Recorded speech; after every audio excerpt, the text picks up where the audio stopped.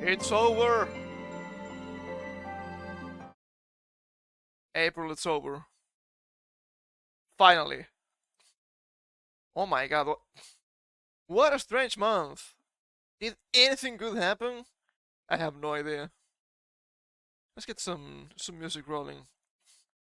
This thing has been on my recommendations for, I guess, a month.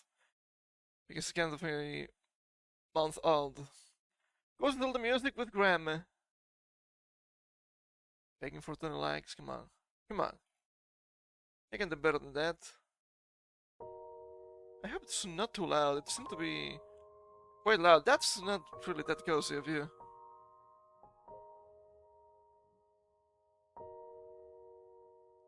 Oh. God, everything hurts. What else is new? I'm old, man. I'm old. I'm old here. But yeah, what an April, man. What an April. Especially for the tubas, huh? I guess nobody was spared. God, whole life between two big tubas. Especially Goomba. Oh my god.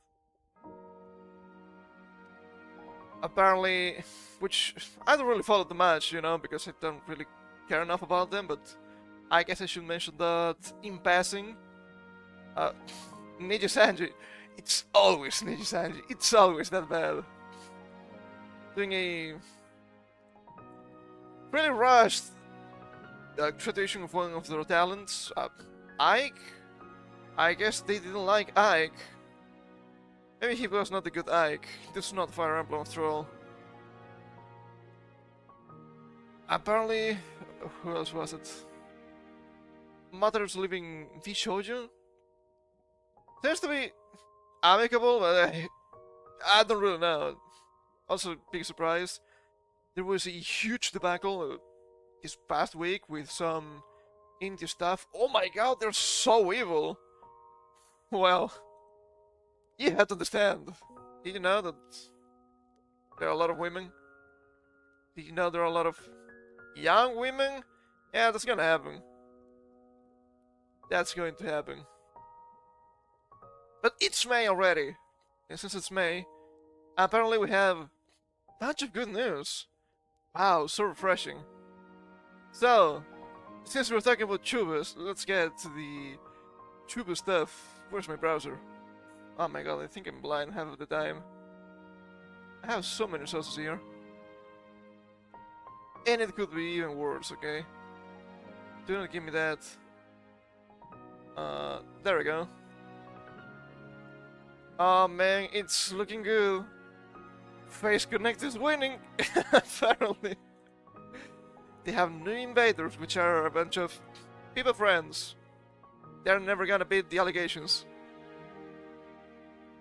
I guess Nepo Herring can be good sometimes. I have no idea. Hey, pretty good. This is gonna be later today. So, not bad, not bad. It should be like, I think, 2 hours after I usually finish the stream. So, there we go. Face is winning by doing nothing. Well, I don't think they're doing nothing. But, good. That's good. Stuff is happening. Good stuff is happening. What else do we have here? It's just a passing commentary, you know? There was this, I guess, interview, which I haven't looked into, but it is more tuber stuff, so let's get into it. I understand that this is a kind of a business site, so they have to mention the numbers, but if the first thing you mention is the money, yeah, look, I get it, I still don't like it. I think this was a Chara interview. Let's take a look into it. I'm a little bit curious. We're once again hitting critical mass, which could be quite terrifying. This influences power, a $950 million business. And now people are gonna be like, that's money. Give me. Where's my part? Their identities are secret. Oh, just like superheroes. Anime like VTubers are already mainstream in Japan. Are they really mainstream in Japan? More than in the West, that's for sure. Talent agency Whole Life wants them to reach the American zeitgeist next. I think they're doing fine in the USA. Take me out to the Dodgers, man. That was huge. Hiro Takanashi. Well, it's written properly here, unlike in the vtuber awards. Hiro Takahashi, not someone that I know. So like a typical American content creator. American? Sure. She live streams, sings, plays video games, and sells merchandise. Hold up. Look, sure, I might not know too much about the normies, right? I don't think most streamers or content creators sing. Which is fine, if they do or if they don't, but that seems like, as the young people say, VTuber code and all that, right? I don't know, it might be just me. She regularly posts on social media platforms, and when doing so, she has amassed about 1.58 million YouTube subscribers and 1.2 million Twitter followers, which I don't want to criticize the numbers too much, but it is a little bit low, right? Make no mistake about it. Having more than 1 million being a tube is huge. It's just the people she has around. I don't think she's doing bad or anything. But here's what sets her apart. She's not human. Ah, the lizard people. She's a purple-eyed, orange and green-haired phoenix creature from another dimension. I don't know why, but it's phoenix creature. Sure. There's the magical dark blue belt slung around her hips, though. She appears an anime girl instead. At least that's what she tells her fans. Is that because of the belt? They might know more about her than me. Never got too much into Kiara, I have to admit. She always seemed loud. That's a main thing. Takanashi, so well-mannered. Part of a rising class of content creators known as virtual YouTubers or VTubers. Essentially, they are creators who use motion tracking digital avatars to appear as anime characters will consume their own faces and identities. Well, that is completely fake. That is fake and gay. Okay? I bet she's just literally like this for real, for real. Oh man, come on, be cool. YouTube's emerged in Japan around 2016, have since become mainstream enough to sell out esteemed concert venues, have their brand collaboration sold in convenience stores. 2016. Yeah, I guess that is not untrue. But I know I mentioned this many times before. The writing was on the wall way before that, especially if you know about Nico Nico Doga. It was really common to make videos, even gaming videos, using an anime character in the corner, well established, obviously, like let's say in JoJo for example, and people doing voices or getting voice clips from games and whatnot to dub stuff. There's also the obvious Yukuri stuff, which I never got into, but that's the thing. Also, Vocaloid slash Voiceroid. So, it was only a matter of time. I don't think I've seen anybody mention that as inspiration for VTubing, but I do believe that's an important inspiration. Well, this success, VTuber agency production studio Online Productions is now helping to take the trend global by adding English speakers to its roster and holding live events in the US. I understand that they probably may mean the most important part here would be holding live events in the US, but hoping to take the trend global by adding English speakers. This is not 2020, okay, this is not 2020. Austria-based, I thought it was Australia. That's a joke. Takanashi, it's so strange. I think you can just say Kiara, okay? I think it's fine. We spoke with Ink as her anime avatar, stop it. Was one of the first English-speaking VTubers all live assigned. Okay, fine, they're gonna go through the history. I think that's correct. She appeared her character in September 2020 along with 4 other creators, which is the agency's English branch, but it's first generation. I don't think that is actually correct. I know that you usually call them generations. We do, but I'm pretty sure they were trying to break away from the generation convention. It's not a generation, it's just myth. It's just hollow myth. I don't think it's wrong to call them a generation, but I don't know, it's strange to not see correction here. At the time, she said she was worried that Western audiences wouldn't accept VTubers. I thought people would find it, perhaps, a little bit cringe. I am cringe, but I am free, she says. However, by 2022, all 5 members of her generation has reached 1 million subscribers on YouTube. Yeah, if you look back, it's actually quite insane. Because I'm pretty sure they were expecting something like 100,000 subs on YouTube to be a huge and achievable milestone. Like, I guess, whole live Indonesia at that point. Thing is, I'm pretty sure I don't really like watching interviews. I'm that guy. But I'm pretty sure Ame had the goal through her debut to reach 100,000 subs, and I'm pretty sure she reached that before the debut. So, yeah. Expectations were kind of low, and then you had Goomba breaking all of the records. Iris, a later generation VTuber who spoke to Ink as her avatar, said she was shocked by the reception to her debut in 2021 as well. Later generation, not entirely wrong, but not entirely correct. She was supposed to be her own thing. Then she was adopted into Council and then became Promise. Now it's just half of them. What a disaster. In the States, or everywhere else outside Japan, anime is definitely a subculture.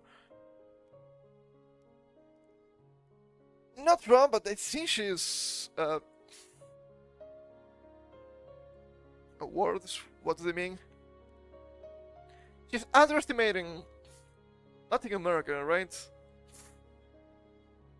And the whole VTubing thing is a subculture within that subculture, so it's very, very niche. It's becoming less and less niche in the worst way possible, I feel. That's why she adds she has been surprised that there is this big of an audience. Well, at the end of the day, right, you might disagree, but it's just another medium. So, if you like streamers, if you like streaming and whatnot, chances are that you might also enjoy VTubers, not because of the gimmick, because the content is just kind of similar at the end of the day. There are some differences, and some people are more different than others. It's not saying anything really, I understand. But at the end of the day, it's just streaming. So it only makes sense. You also have some people being like, oh, this could be big bucks, and I want big bucks, which, I don't know. Always a degradation to the hobby, I guess. Into this inverted creators. Tony Motoki founded Whole Life's parent company, Cover Corporation, in 2016, with the broad aim of furthering communication through virtual entertainment. Later that year, and early following... grammar? I'm having trouble here. The first VTubers, including Ai Kizuna, I'm pretty sure it's supposed to be Kizuna because it's Japanese, right? When fans claim coined the term VTuber, debuted their characters online. Although they were still niche and primarily relied on pre-recorded streams, Motoku recognized the category's potential.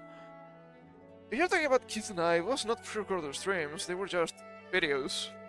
Trust me, I know, I was there.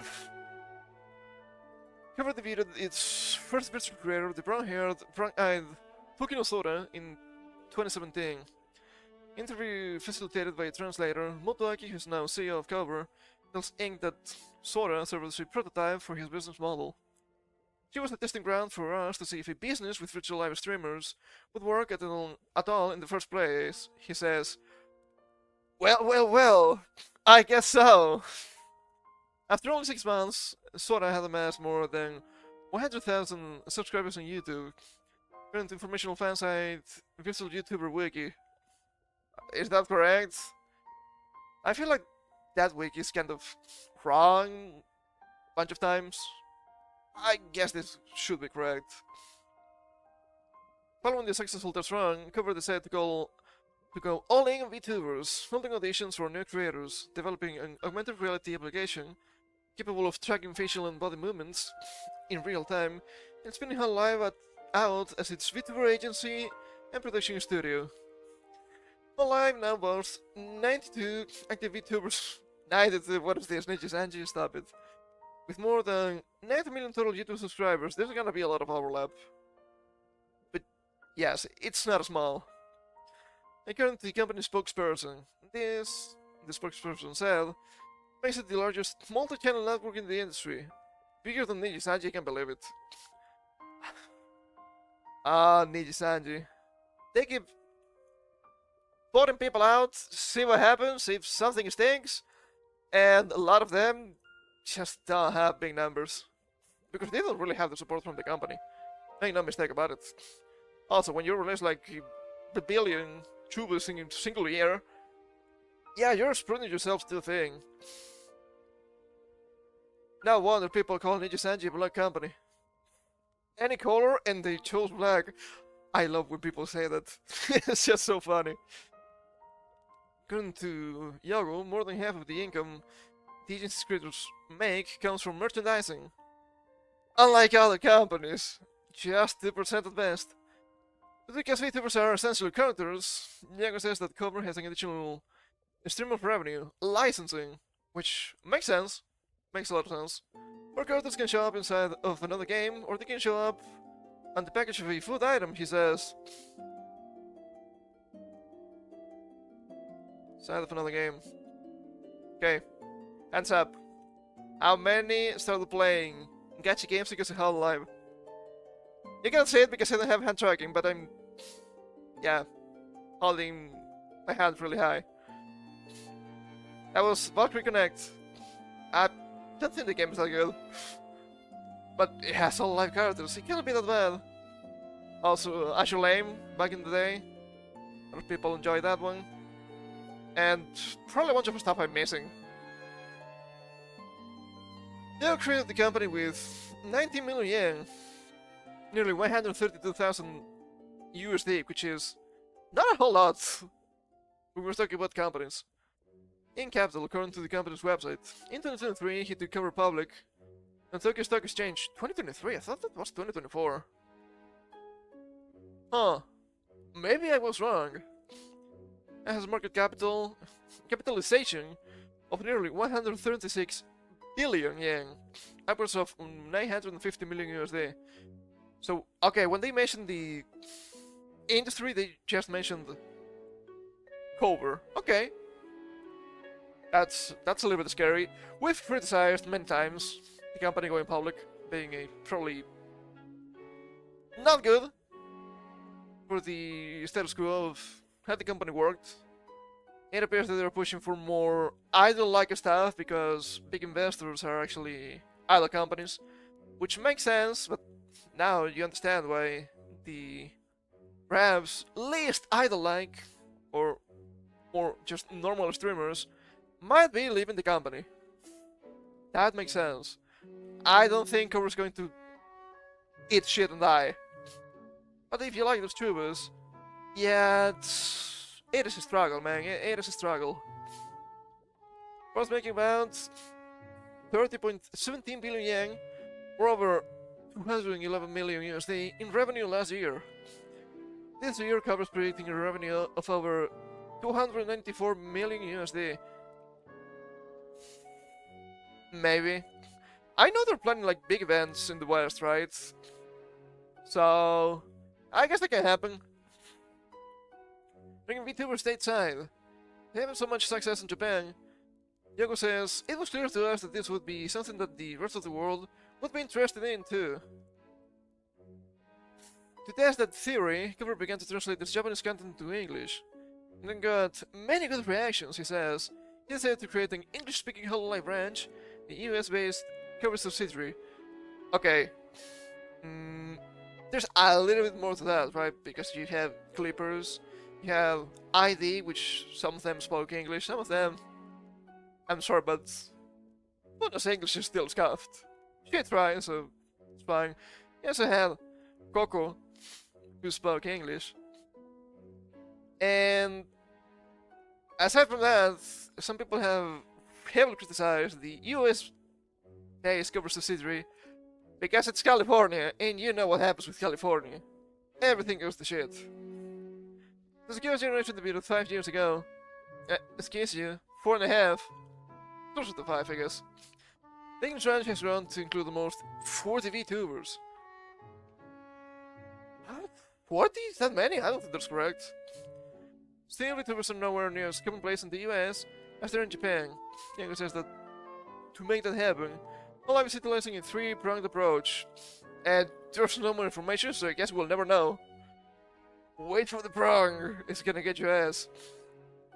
Almost 40 feels like too much. Are they counting just in general? Maybe they are. Hold up. I guess we had to go into the VTuber wiki after all. Oh, this look you viewed. How good, yeah. No shit. Okay, let's see. And I'm going to count even graduations, okay?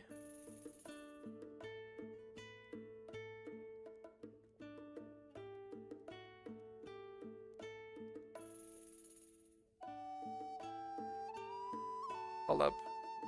Did I miscount? I think I did. Oh my god, am I stupid and answer that?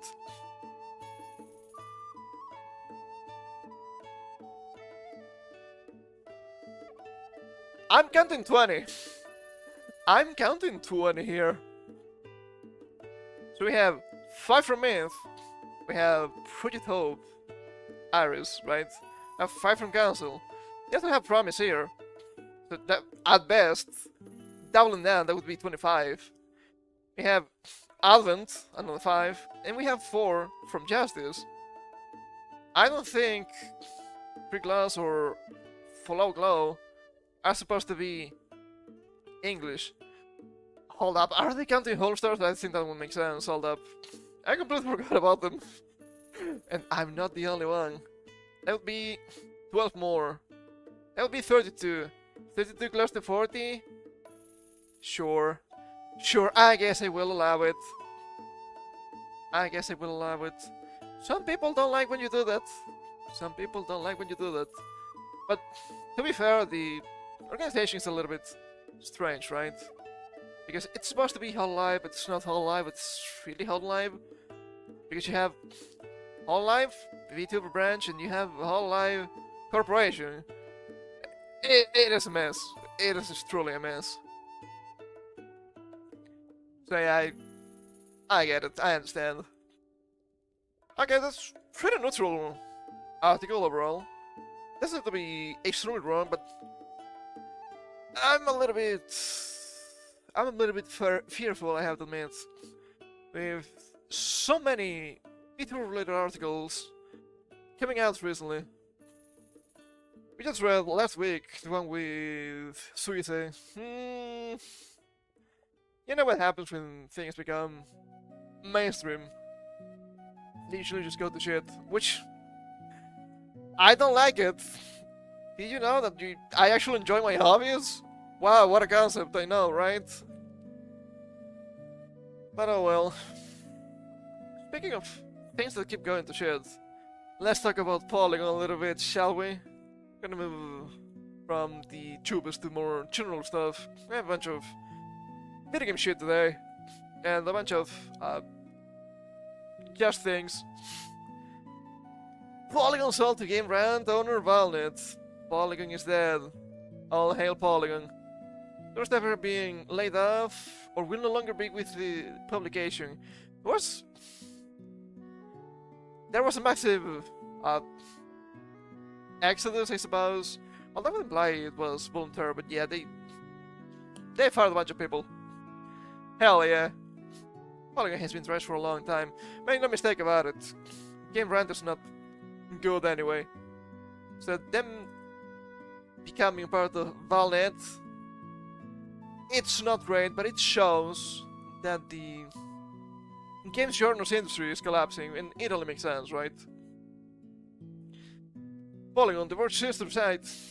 Wow, I didn't know the Verge was a bunch of commies. Dedicated to gaming entertainment has been sold by Vox Media to Valnet, a company that owns brands like Screen Rant, Game Rant, and Android Police. Wow. Screen Rant has to be one of the worst news sites I've ever seen in my life. I don't say this lightly. They're pure trash. I have yet to see an article that's not filled with lies. So I guess it only makes sense for Polygon to become one of them, huh? Some Polygon staffers will continue with the publication under its new owner, while others have been laid off, including the person Lang, and an internal message sent to Vox Media employees.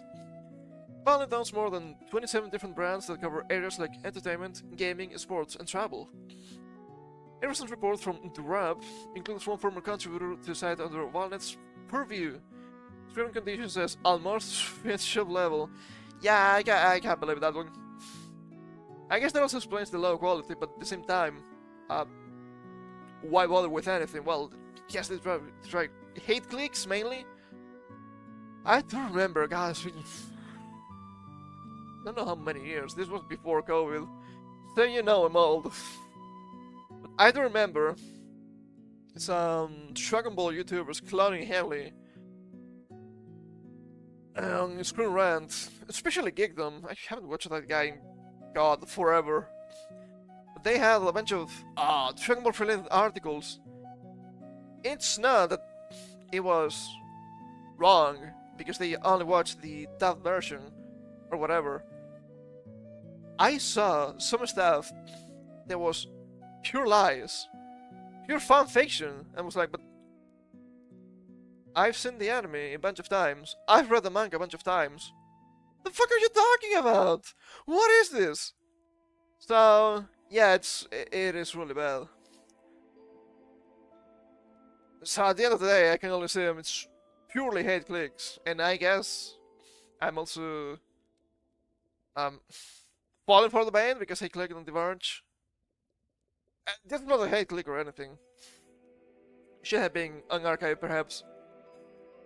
Perfectly aligned with Valnet's long-term growth strategy, Polygon will now integrate Valnet's gaming portfolio, which includes industry-leading publications such as Game Rant, The Gamer, Facts to Life, Open Critic, Dual Shockers, and Hardcore Gamer. Okay, hold up. Industry-leading publications. And then you have the fucking audacity to mention Game Rant, which is ass, The Gamer, which is extremely ideological from what we've seen, maybe even more than Polygon, which is insane. Facts to Life, which is some of the time just ass, because I hate Facts to Life wikis. And the other three, I don't think people really know. Hardcore Gamer? Are we sure? Again, but said in a press release. Also, it's really funny how they mention long-term growth strategy. So it's just the same shit. Inflammatory articles. They're just riddled with lies. And, well, it's Polygon's ideology. Wow, so cool! This edition follows Valnet's recent acquisition of Facts to Life earlier this year, further strengthening its position in the gaming media landscape. Sure, but more than a landscape, it's more like a wasteland. Because people don't like looking at you more than they need to. Valnet's proving operational excellence, Polygon is poised to reach new editorial heights through focused investment and innovation. I know this is a quote, okay? I know this is a quote, but the glazing is real. The glazing is real. Vice Media CEO Jim Bankoff. What a name, Bankoff.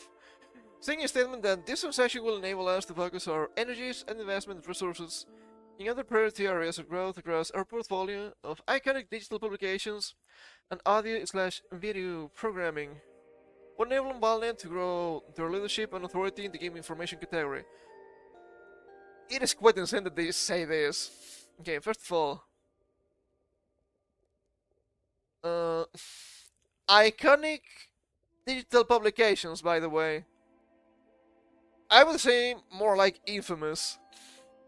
But the key takeaway here: grow their leadership and authority. Authority in the gaming information category. Ooh, oh man, that's a little bit spicy. Leadership can be seen as cool, but authority? Wow, I don't know. That's wild. It's once again, is this what they call a power grab? It could be, I suppose. His message to their staff, bank off, also cited the current uncertain economic outlook and broader changes in the gaming industry as contributing reasons to the sale. I'm no longer with Polygon, says former editor-in-chief Chris Plante. If you're hiring, please consider the many talented writers and editors now on the market. Every one of them deserves a spot on your staff. I won't be talking more about the sale, because I wasn't involved. The sheer desperation. It's scared! It's scared! Talented writers and editors? If you're so talented, why are you jobless right now? You jobless freak. Well, that's because they were not that good. Imagine that, what a shocker. What a shocker, I know. We collected additional posts from some affected staffers below. Oh, from the pedophile side, cool. Had a great time working on Polygon. Please let me know if you have any cool job openings. They're desperate. I'll say more later, but I no longer have a job. I'm looking for work, as are so many amazing colleges. I have lots of ideas and things I'd like to write. I'm really in shock. Well, I'm not. I'm among the many folks who are laid off today. Do they have anything good or thoughtful to say on it at the moment? Got it, sad. Feel completely fucked. Fuck Vox Media management forever. It is shit on my day. On Day. Vox Media union forever. Oh. Ah, yeah, they're also in unions. That explains a lot. Along with just about everyone else at Polygon, I'm now out of a job. Ending over a decade of Vox Media for me. Working on Polygon was a wonderful experience, and I'm proud of the work we did there. I will be looking for work, and will start my own projects on the side. Stay tuned. I don't think I will.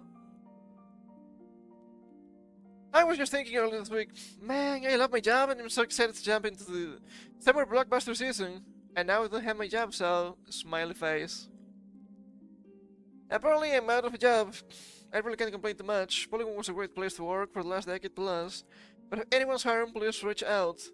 Well, it was a great place to work, because here people just can churn out shit, and it works. That's the problem. I was impacted by this, as was almost all of my incredible co-workers. Incredible? Yeah, it is unbelievable, that is for sure. Please, you have a lead for a passionate guides writer who has covered complex games like Destiny, their reviews, previews, and more. Please let me know. Are we sure people at Polygon actually write guides? I don't know about that one. Maybe this is just the only guy. He's on Blue Sky, so suspicious. Woke up in a lovely bed and breakfast today, on a lovely vacation to find out the place I've loved to work for just over a decade. For just over a decade, has been dismembered in minutes. Just wanted to join the chorus to say that I've been let go from Vox Media on May Day, along with a great team doing great stuff. But everybody hates Polygon, so at the end of the day, it was not great stuff. I guess it was my turn to wake up jobless. This is awful. I don't even know what to say. As of this morning, I no longer have a job at Polygon. If you know of anyone looking for writers, guides, or otherwise, please let me know. And please, please, please keep an eye out for all of my immensely talented colleges who are in the same situation.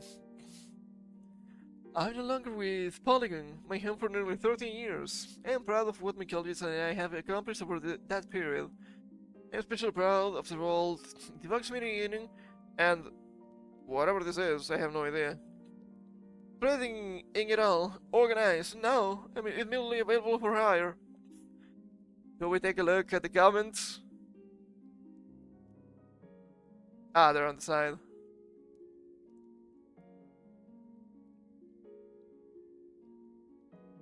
Further changes in the gaming industry is contributing risks to the sale. What does this mean? And changes in the gaming industry, Sally, what you would want to have gaming-centric media website around it to maybe cover that. True. Worst timeline? Ah, they're glazing it. It all makes sense. Polygon was excellent. I didn't know they had a bunch of comments here. Ancientification strikes again. Soon there will be nothing good left to read online. Wow, what is the scope? Let's see. Unfortunately, those writers will likely be replaced by AI in the entrance. If only.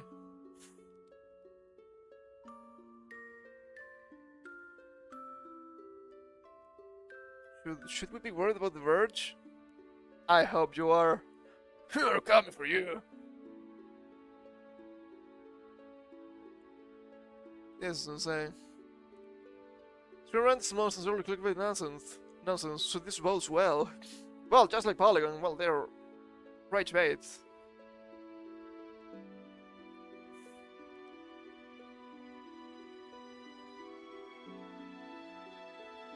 Yeah, they're just lacing the people at Polygon.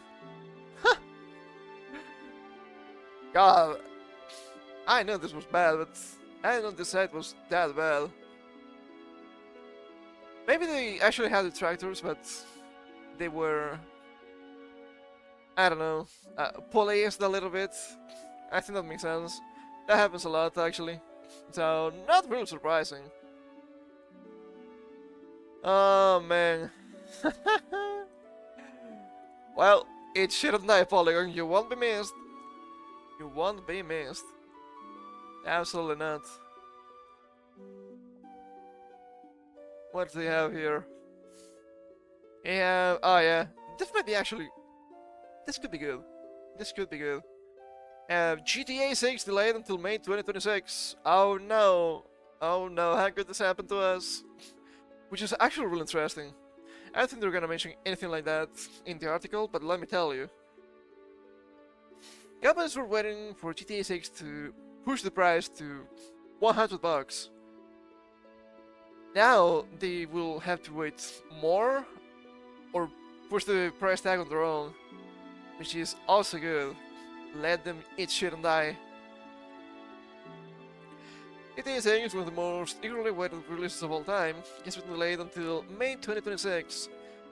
The second in developer Rockstar Games' record-breaking video game series was due to be released on consoles later this year. But all fans that need extra time to deliver at the level of quality you expect and deserve. I wonder what happened. I'm actually quite curious. The previous game of the series, GTA 5, is the second best-selling video game of all time, and remains extremely popular thanks to its online mode. Little official information on GTA 6 has emerged since a trailer for the game was released in December 2023. People reaching over 100 million views. The 90-second clip revealed two main protagonists, and a glimpse of the game's fictional, fruit-inspired setting, Leonide. Do they have lions there? It's Florida, so it will make sense. In its statement, Rockstar said the interesting excitement in the game has been truly humbling for our entire team. The company is known for its long development cycles, and the 12-year gap since GTA 5's release has sparked a wave of jokes and memes online. Also has a track record of delaying major releases, such as 2010's Red Dead Redemption 2, the series' last big new game. I mean, you know what they say. If you delay the game, can it eventually be good? If you rush the game, it will always be bad. I guess there are some exceptions to that. But Rockstar stands enough for its perfectionist approach and Stuart Selling, CEO of parent company Take-Two Interactive, briefly said each new game from the developer needs to be something you've never seen before, which it is not wrong to say.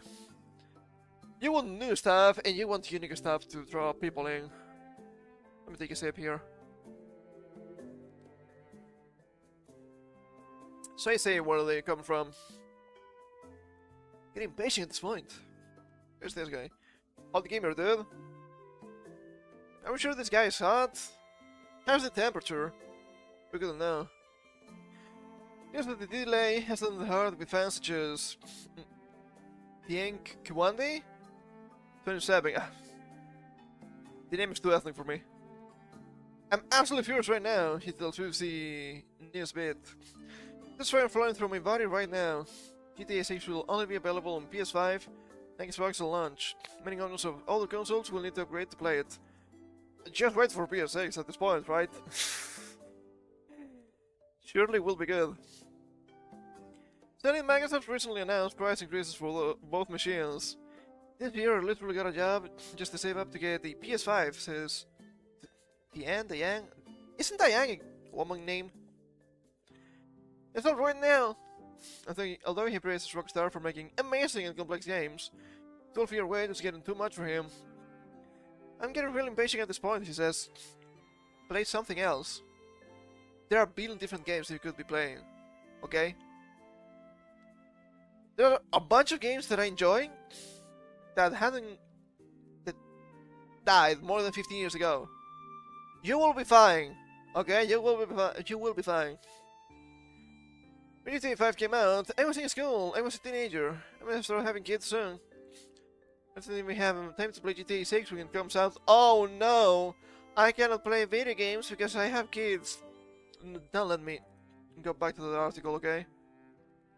God, what a piece of shit. GTA 6 is expected to break sales records when it's released, possibly surpassing its predecessor, the highest grossing video game launch of all time. The global video games industry has been hit by waves of studio closures and layoffs over the past 2 years. On one hand, it's really gonna be huge. On the other hand, I don't think it should. But normies will always be normies. Let's hope that the new Rockstar release might inspire more people to buy a new console or drive interest in gaming more widely. Drive interest in gaming more widely? I think it's wide enough. If anything, it must be too wide. However, it does mean that other publishers who might have been holding off on announcing new games out of fear, clashing with GTA 6, might now look to release theirs before the end of this year. Yeah, how about that 100 USD price tag, huh? Yeah. Yeah. It's gonna be an interesting time, I guess. It's gonna be an interesting time.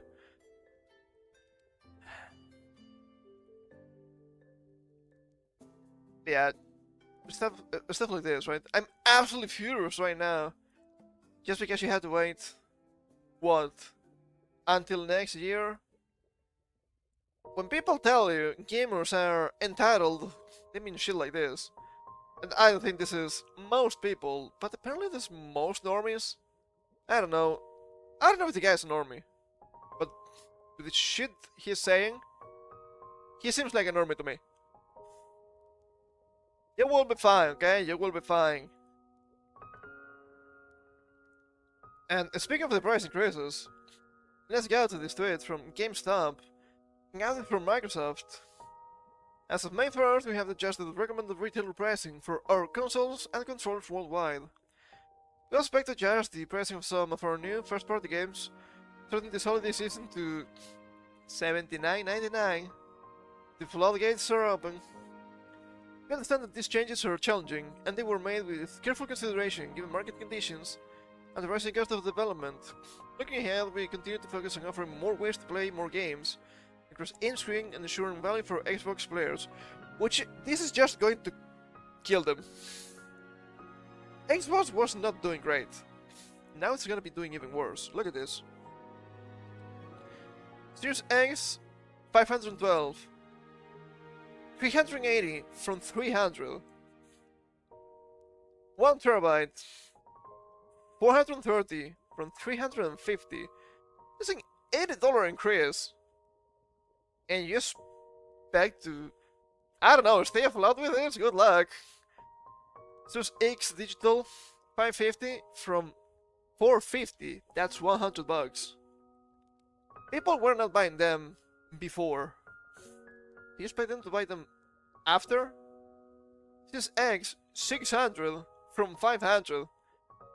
Why would they spend $600 on an Xbox when I could buy a Steam Deck? The same could be said about the Switch too, by the way. 10 more bucks for the wireless controller limited edition. 10 more bucks for the wireless controller Series 2. 20 more bucks for the wireless controller Series 2 full, I don't know what that means. And 10 more bucks for the wireless headset. Well. Giving a little historical context. Gamers are still cheap. I think you're entirely wrong with that.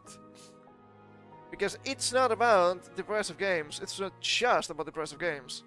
It's just about the price of everything else. That's the problem. Everything is going up. But your buying power is going down. Thanks to inflation and all that. Also, wages not really going up. So in comparison, no, you're wrong. This is insanely expensive. Sure, games were really expensive back in the day too, but buying shit back in the day was actually easier than nowadays. So you're still wrong. What do we have here? Speaking of games, there are some games that are actually not $80. They were cheaper than that. So, oh look, Games Radar. Surely this is gonna be good. Square Enix is probably kicking itself, seeing the success of realistic turn-based JRPG Clear Expedition 33. Analyst says, after being reticent to do it with the Final Fantasy series. Okay, first of all, it's not a JRPG. I don't care what people say.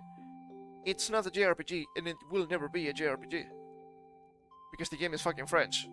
Okay? Is it an FRPG? I don't think it's that bad. Apparently people like it, apparently it's pretty good. And people will tell you, well, it's obviously a JRPG because now it's just this subgenre. Well, that is extremely wrong. Because no, it's not. It never was.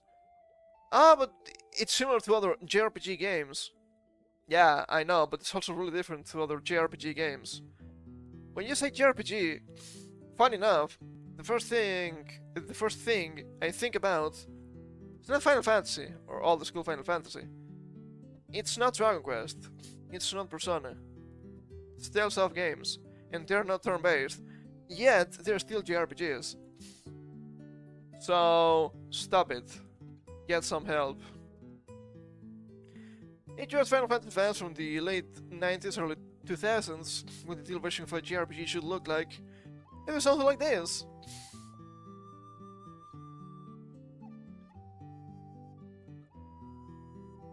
There's a lot of defense for Square Enix here because, but Final Fantasy has always been about reinventing itself. And now it became just a generic hack and slash, just like a bunch of different IPs. Wow, that's so good. Final Fantasy fans have been begging for the series to return to its turn-based roots for years. It's never gonna happen. And according to one analyst, the success of Expedition 33 probably has Square Enix feeling some regret or not catching to the niche sooner. No, I don't think that's the case. If anything, that would be Baldur's Gate 3.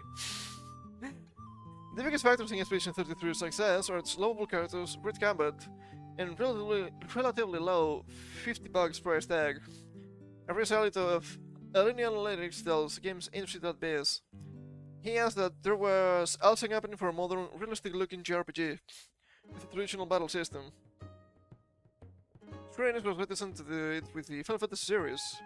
Edit continues. As for King itself, I don't think they care. Expedition 33 has given RPG fans something they always wanted. If you asked Final Fantasy fans from the late 90s, early 2000s, what the ideal version of a JRPG should look like, it is something like this. Well, now that is actually correct. It would be the ideal version of a Final Fantasy-like game That's not every JRPG. Back in 2022, Final Fantasy XVI producer Naoki Yoshida told Games Radar that he understood the appeal of turn-based combat. After all, he came up alongside that style of gameplay just as serious fans did. He equally seemed to believe that action-based battles were a far better fit for games with realistic graphics.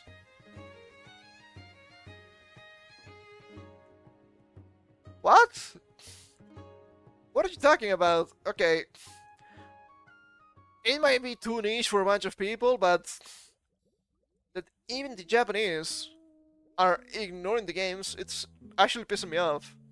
What about Tales of games? They're anime and they have always been real-time combat since the SNES, okay? What? Also, I bet you can have realistic looking peeps with turn-based combat too, without that being a big problem. I don't know, like this game, I guess? Just at the time, you had this kind of strange gap that emerged. Do we? I'm not so sure. Yoshida didn't attribute the decision to go all in on action for Final Fantasy XVI to any sales directive. That's kind of a lie. But there has historically been a feeling in the game industry that action games are better than turn-based ones. Okay, I do remember. It was an interview, it was early 2023? Might have been 2024. I think it was 2023 though. And we're saying, well, but people don't like turn-based games, so we cannot be making turn-based games. Because people are not really buying our turn-based games. And you have to look back and think, okay, but you've been trying to move away from turn-based for the past 20 fucking years. What are you talking about? Because that's really obvious if you play Final Fantasy XII. Did you know that thing released for PS2 back in the day? I didn't really like the game. Sure, it was still turn-based. There's a lot of stuff that's real-time too. They were trying to move away, and it shows. You also have Final Fantasy XIII, which was apparently just huge pile of shit. The only people that I know that like the game were stark feminists that were, oh, but main character, oh, but lighting is so cool. And that's it. So I don't really put a lot of weight to those, you know? I don't know. Also, Dragon Quest didn't really market the games outside of Japan, which is, I don't know, it's really strange. That's not the plan they had when they merged the companies back in the day. When publishing director Michael Dawes recently lamented how difficult it is to convince people that your turn-based RPG will sell. But Baldur's Gate 3 certainly proved that there is still an appetite for that style of game. Expedition 3 is able to prove that the JRPG fandom's hunger is still alive too. They're making a bunch of shit here. It's not entirely wrong, but at the same time, it is not right.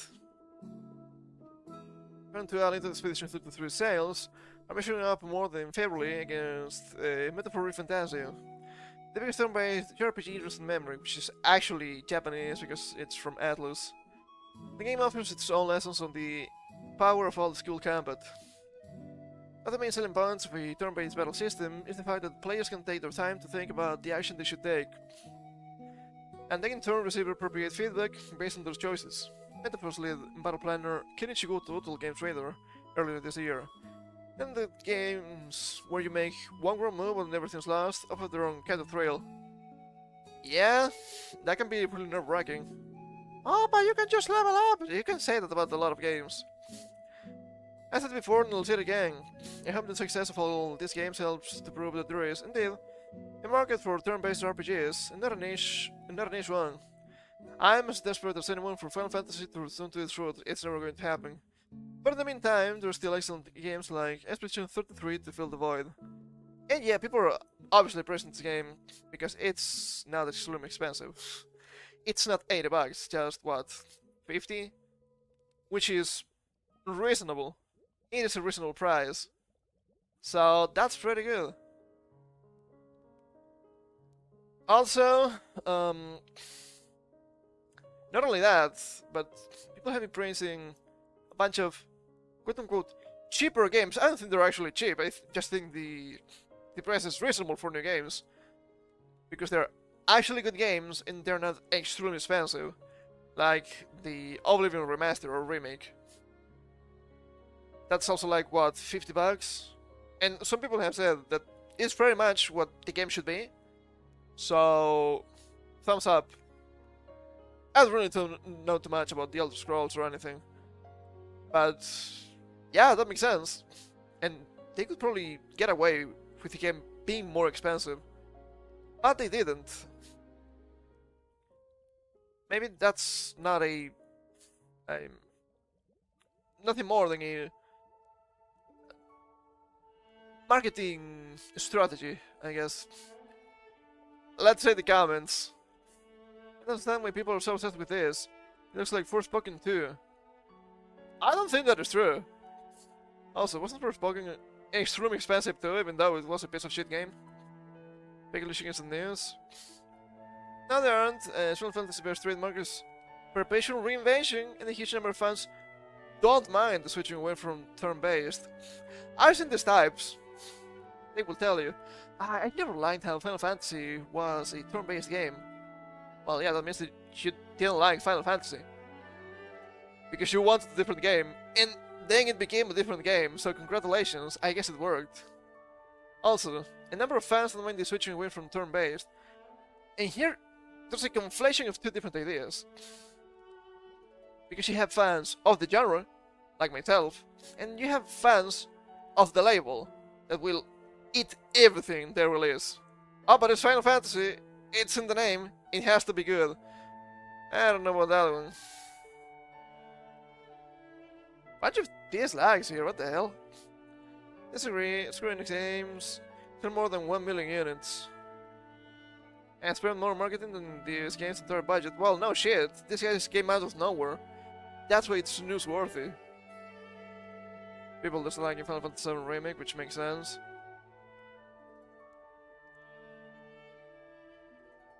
Yes, as we all know, every non-traditional, non-turn-based Final Fantasy release since 12 has been a massive failure and has yet managed to sell more than 10 copies for some reason. Square keeps on making them. Sarcasm. But it's clear that people don't like them. Have you really seen people talk about really anything after 12 that's not 14 because it's an MMO and it doesn't really count? People didn't really talk about 12. People didn't really talk in a good manner, at least, about 13. What about 15? The game was not that old. I haven't seen anything about that game, really. I think it plays like Kingdom Hearts, I have no idea.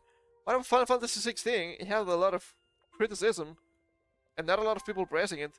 They are going to sell because they are well established. That doesn't mean the games are good. When will people understand? Fantasy is also a well-known IP. Take a million and count it for a brand new game that just released is great. Yeah, it's pretty much the takeaway here. It only makes sense. But obviously you have to compare it to other shit, and it's not fair to compare them, sales-wise, to Final Fantasy because Square Enix is really big.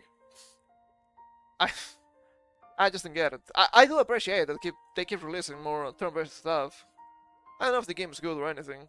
I've seen some mild criticism, maybe ideologically tripping. So I don't know if it's just actual ideology in the game or it's just people pushing against anything that they deem to be from the other side. I have no idea. I don't need to care. Once again, I still have a lot of shit to play, so it's fine if I don't play this the first week. We can wait for sales to get them really cheap. Always wait for sales, okay? Always hustle around a little bit. And I have also seen the argument, but you have to buy the game early to show the support to the devs. Well, no. Once again, you're the customer, you are number one. If you don't want to spend $60 You shouldn't be spending $60. Just wait for a sale. Ah, but the company... Is the company yours? No. But your wallet is yours. It's so difficult to understand nowadays. People don't get that. Ah, but you have to show the support. They have to show me good games. How about that? Speaking of Square Enix, I guess it's just tangentially related. Yoko thinks AI will make all game creators unemployed in 50 years. Well, he said at least 50 years, which is kind of a fair assessment, perhaps. The animated creator has shared his thoughts on AI technology. The creative director Yoko Taro has said that he thinks that AI could make all game developers unemployed in 50 years. Maybe not all of them, maybe not literally all of them, but it's might be a huge shift. During an interview to promote his upcoming game, How's Lying, Urashima Taro discussed the implementation of AI technology in game development and how he sees it impacting creative industries. I also think that AI will make all game creators unemployed, he told Famitsu. 50 years, game creators may be treated like bards, but Bard is a good class, right? New testers now for Nier Automata, developed by Platinum Games and published by Square Enix. Nier Automata was originally released for PS4 and PC in 2017, before making its way to Xbox One in 2018.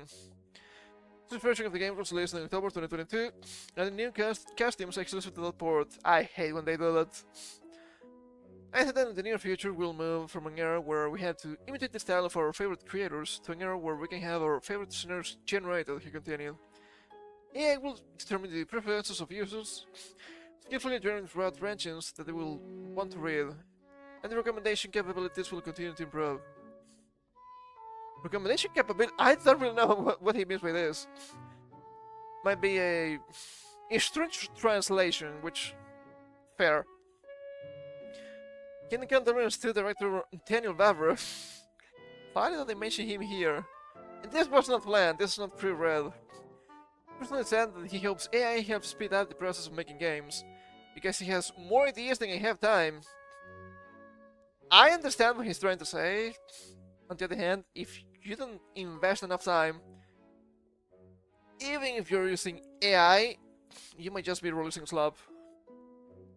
As in other creative industries, generative AI has become a hot topic in video games, many voicing concerns about its potential leading to job losses and widespread plagiarism. Yeah, but that's just how the generative AI works. Take-Two Interactive CEO Stor Selnick personally said that not only does he think AI will lead to job losses, he believes it will lead to increased employment. Huh?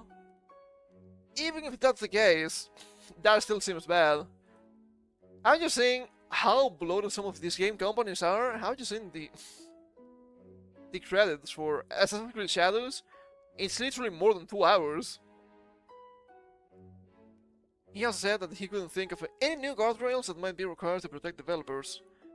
Speaking to VGC's split fiction, and thanks to the director Joseph Ferris, said he thinks developers should work with AI rather than push against it, and call it both scary and very exciting. I guess that makes sense.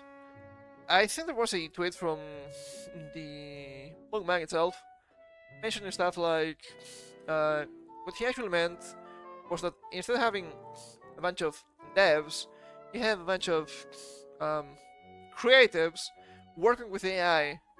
So you have less, in a way, manual labor, which I think that makes sense. And he mentions 50 years. Who knows what's gonna happen with AI in 50 years? So I think the time frame is more than enough. I don't know. I don't know how to feel about this one.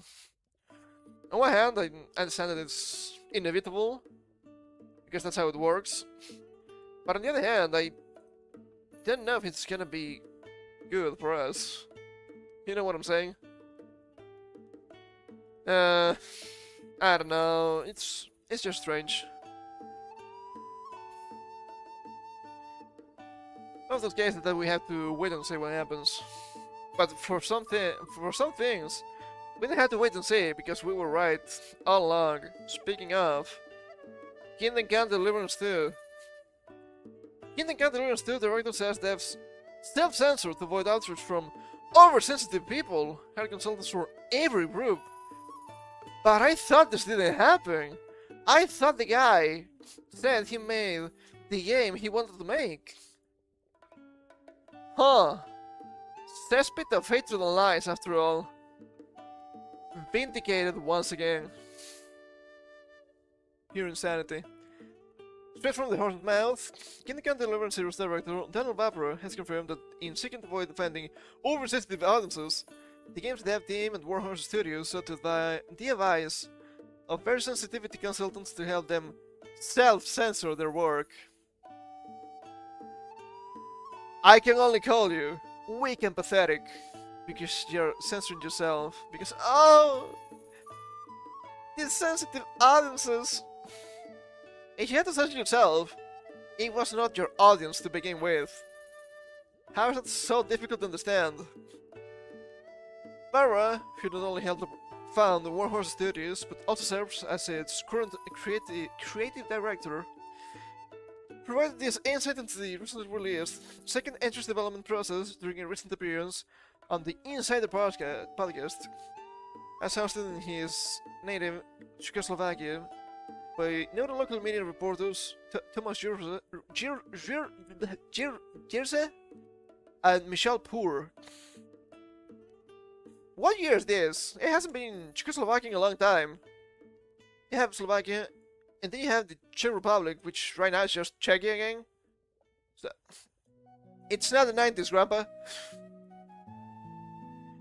Invited on to speak about his experience developing the Kingdom Come sequel, the director was at one point asked as how he felt about the fact that some of the same critics who previously wrote both him and the first game off as controversial due to his pro-gamer-gated stance were now singing his praises.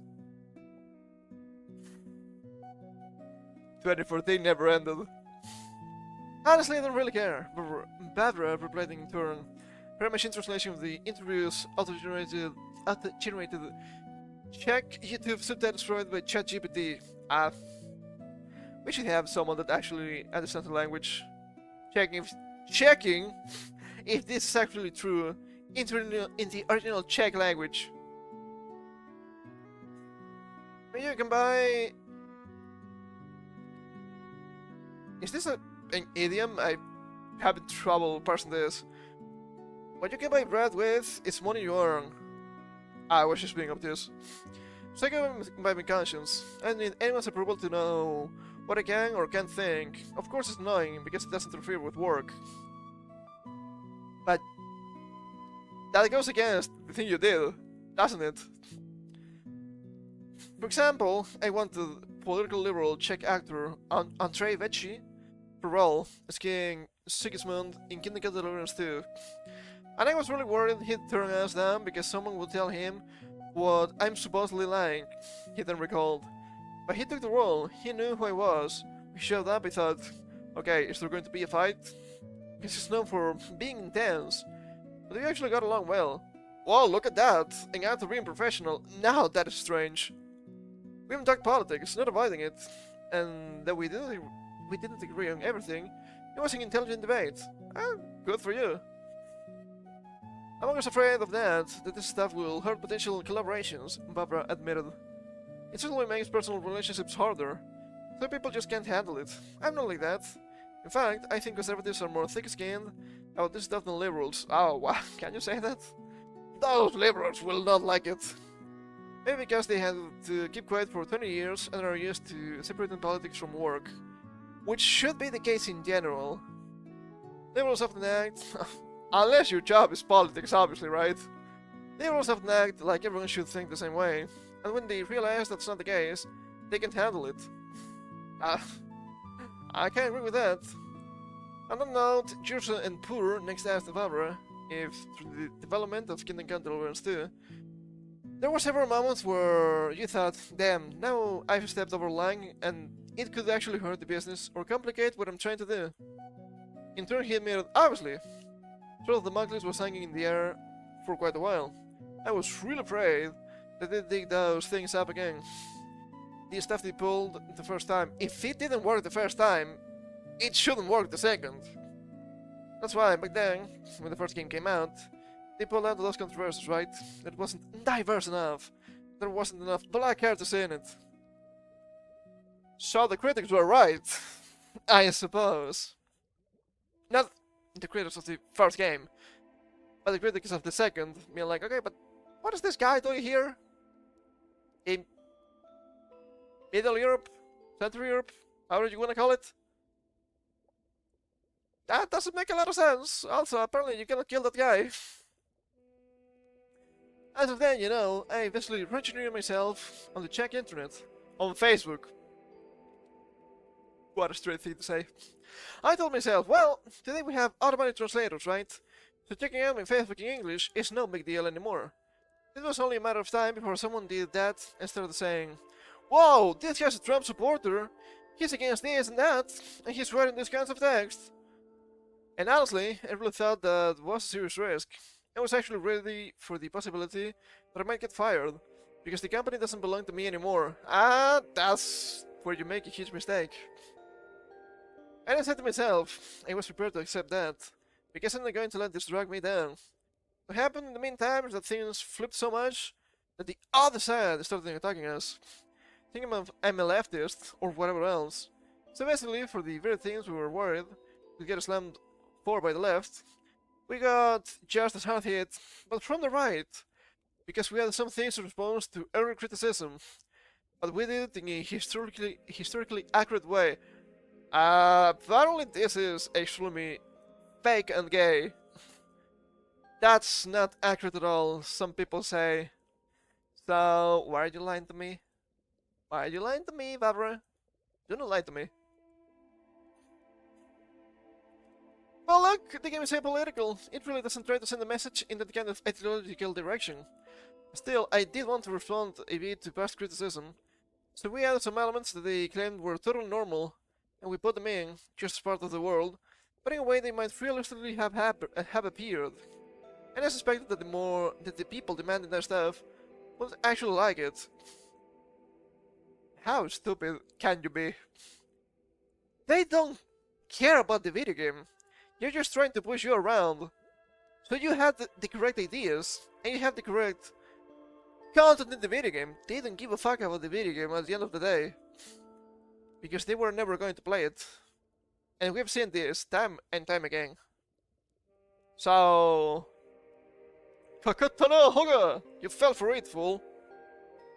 As a result, the other side hated it even more. So now, to a certain group of people, we're suddenly considered to be bad guys. No, it's not that you're bad guys, it's that you fell for the propaganda. I don't want anything to do with either side. I actually realized that wow, the meme is real, the enlightened centrist. So it's created this totally bizarre situation where the group that hated us last time now supports us, just because they hate the other group even more. And most people are just tired of this whole culture war thing. Yet you're fitting into it. Honestly, I think it might help us a bit, because this hate from the anti-woke crowd kind of softening the hate from the other side. But either way, it's just dumb, completely dumb. It's good, but because both sides are hating on us. That can sometimes be true. I don't think this is the case. And actually, that wasn't the intention at all. For me, it's just a story from the Middle Ages, as it could have happened. I just wanted to portray the Middle Ages as I studied it, as it interested me. How it looked when I studied it, that's how I wanted to portray it. I definitely don't want to give any statements about today's politics or what people think today, and how they say things. It just isn't that, and if someone says it that way, it's more about them than about me, as they say. That is true, but I'm still waiting for the confirmation here of him falling for the consultancy shit, because you're actually falling for the modern day politics kind of spiel, you know? So even though it's supposed to be apolitical and just historical fiction and whatnot, you still fell for it. Potentially by your own admission, we still need to get to that one. Following on his clarification, which shows that his latest round of backlash was an ultra-conservative one, coming from the fundamental Christian right. I don't think that's entirely correct. However, asserted, I've read a few times in the past that I was actually a bit afraid when the pendulum swings from the extreme left to the extreme right. It's not going to be pretty, and now I didn't expect that I would be one of the first victims of this. It's really not pretty. Look, I might not know everything about politics. I'm just a guy. But people keep saying extreme right and far right with current day politics.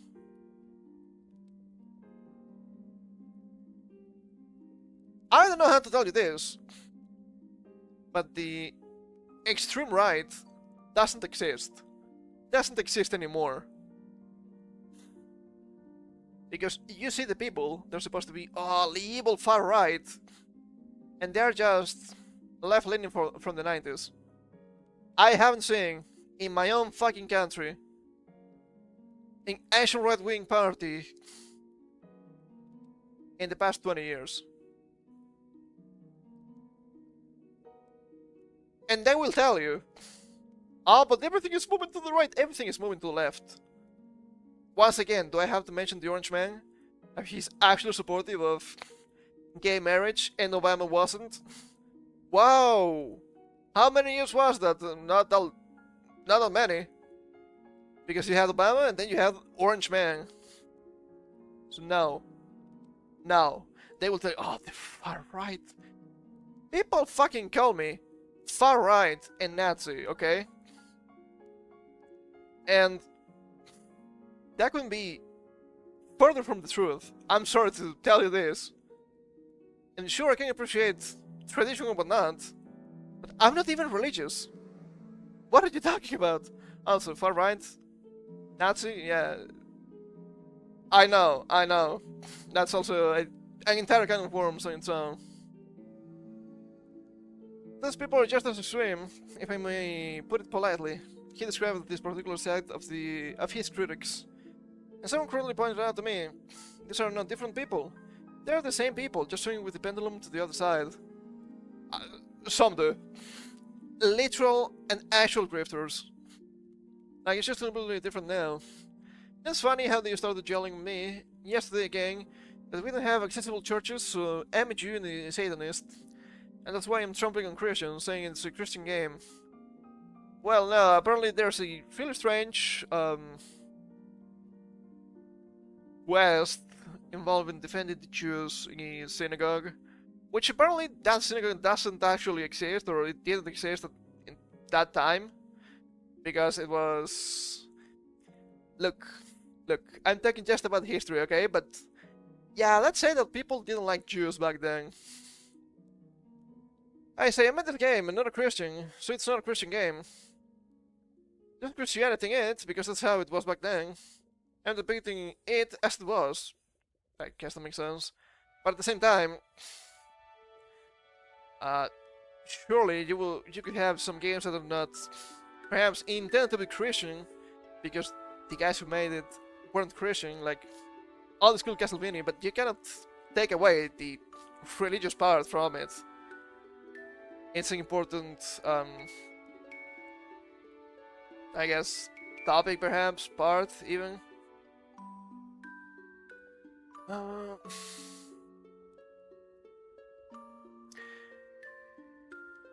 not trying to put any of my religious visions into it, but it's just not a Christian game. It's just a game from the Middle Ages, and back then there was Christianity. Being asked by a critic when the last opened the Bible, nothing, silence. Probably a Christian like my pet fish, Christian. Okay, sure, there are a bunch of people that claim to be Christians, and that's not really the thing, but at the same time, there are actual Christians out there that actually do read the thing, you know? I don't know. It seems like a wicked empathy gotcha of sorts.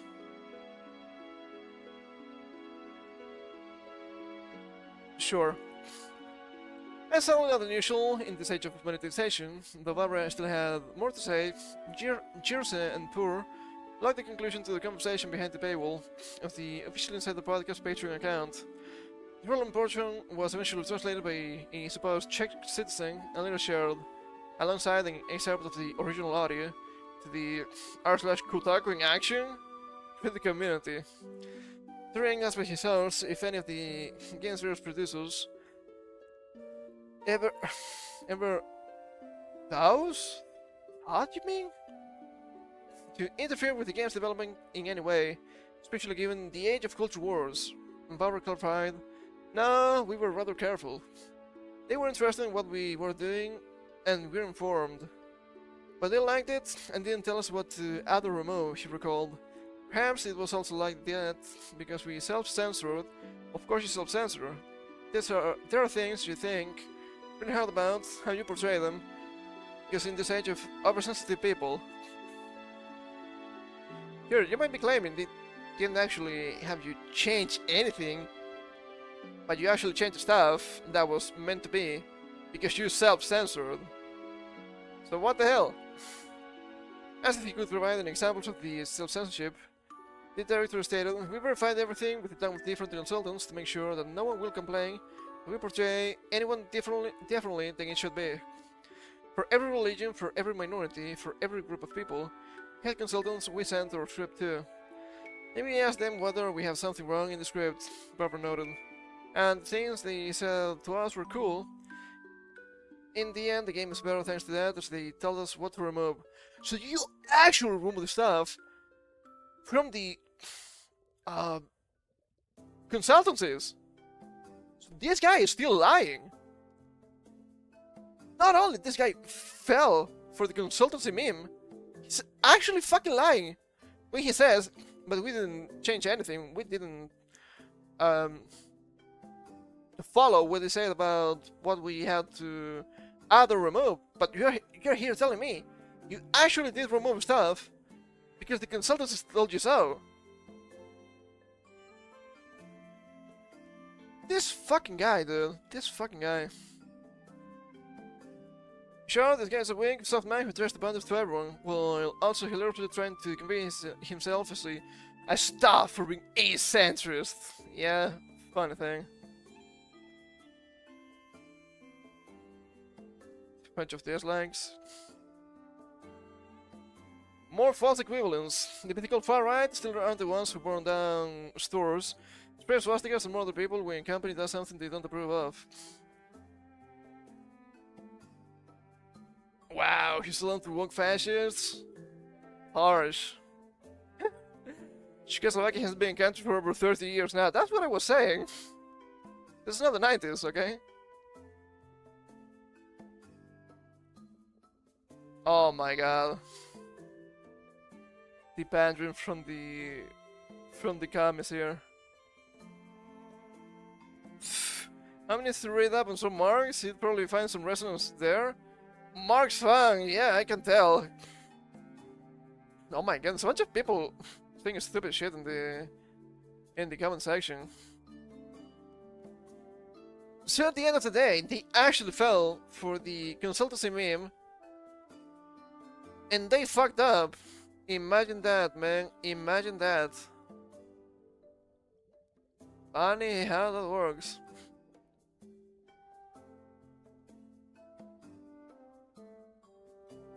Imagine that. Pathetic. Weak and pathetic. I want the people clowned on this guy. They were extremely justified after all. So I guess no reason to buy the game. Once again. Once again. Always vindicated.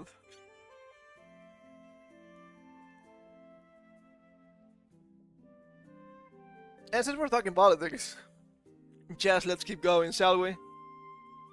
Just let's keep going. Surely people won't get mad when we do this. It's from the Atlantic. This is your last free article forever? I do hope so. I expect this to be a shit show, because it's the Atlantic. They're fucking clowns. All I wanted to do was play video games.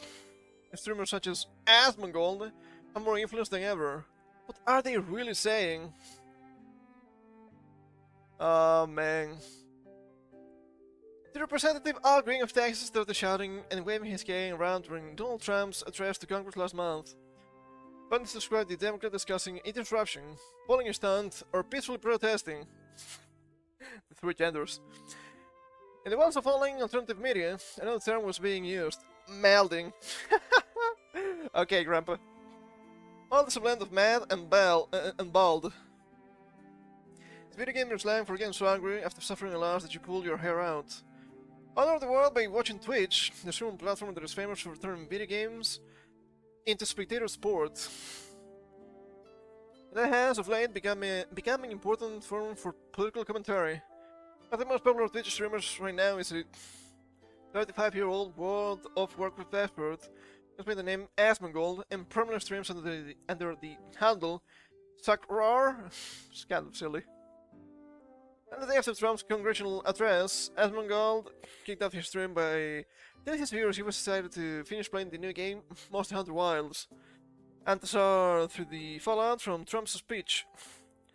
He pulled up a TV News interview in which Green explained that he interrupted the president to object to potential Medicaid cuts, Asmongold offered his view.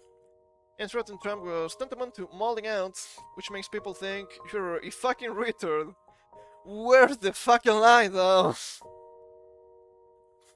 Asmongold, whose real name... Why do you have to keep coming up with a real name? He's a prominent member of a class of influencers that has been helping remake the American electorate, with an average of more than 2.2 million people tuning in to Twitch at any given moment. Any given moment? I don't think he has 2.2 million CCB. And goes with the type of streamer ruler going mega viral on the wider internet. The platform is, as the journalist Nathan Grayson points out in the new book, extreme big. Comparable to reach to mainstream television networks like CNN and Fox, probably bigger than that. Stream prime time slots and major events. And that's without counting other streaming venues such as Kick and YouTube. During last year's campaign, the Trump camp courted the streamer Adam Ross in order to reach a young, largely male constituency that ended up helping decide the election. I guess that's not entirely wrong. Trump's second administration has made it even clearer how the culture of gaming, pastime enjoyed weekly by 61% of adults, aged 36 on average, oh my god, is bleeding into American politics. Devout devil for player Elon Musk, Avowed player? Sure. I thought Avowed was a bad game. Streamers dodge activities with gaming terms such as it's speedrunning, beating a game way more quickly than its creators intended, slashing government at a far faster rate than people sustained possible. Let's recently beefed with Hassan Piker. The popular leftist Twitch streamer has been enlisted by Bernie Sanders and Alexandria Ocasio-Cortez to help rally opposition to Trump. I don't think it worked. As also publicly feuded with Asmongold, after Asmongold criticized Musk for exaggerating his own gaming accomplishments, which is kind of like the 2020's equivalent of a politician fudging their golf handicap or Warzone experience. Golf handicap, fair. Warzone experience. I've seen the comparisons with Stolen Valor. I don't think it's fair, okay? I've been dipping in and out of Asmongold's channel for the past month to understand what it means for politics to be processed through the lens of video games. After all, his society amuses itself, tends to affect how it governs itself. The rise of TV, the media theorist Neil Postman famously argued, remade politics into visual entertainment, ruled by optics. Ruled by quality. Professional sports, it's often said, press people to view elections as a contest between rivals. That's like gives too much leeway to cult of personality kind of fanaticism, which is not good. The internet has inflated the importance of identity and authenticity, inviting comparisons to act like just in the face in social media scroll. I'd say it's quite the opposite. I think people actually want authenticity more than ever. Just acting like someone else. Yeah, people are gonna understand, people are going to climb on you a little bit. Game seems to be intensifying the effects of those three media and adding in something else. Scientism. Which is actually good. Admiral's hair is curly and brown, his rule is stringy. His eyebrows are given to vigorous wiggling. Yeah, he has some really strange eyebrow movement. He has to brag about not showering for months. I don't think it's bragging. Most of his streams talk with him, taking questions from his viewers. He provides a continuous number of comments in his Twitch chat room. The topics might include what he ate last night, possibly Taco Cabana. Why not Taco Bell? What he thinks of puzzle games. Not a fan. The reason why is I don't want to think.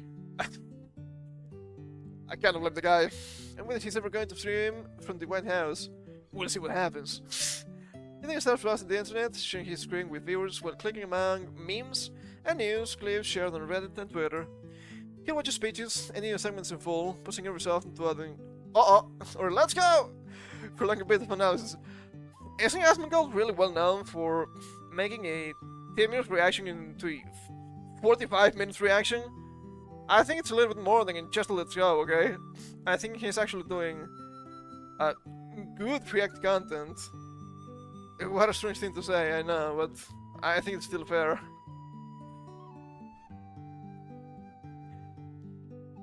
I guess they're just downplaying the guy a little bit. First I started tuning into Twitch, keeping it on the background while sending emails or cleaning the house.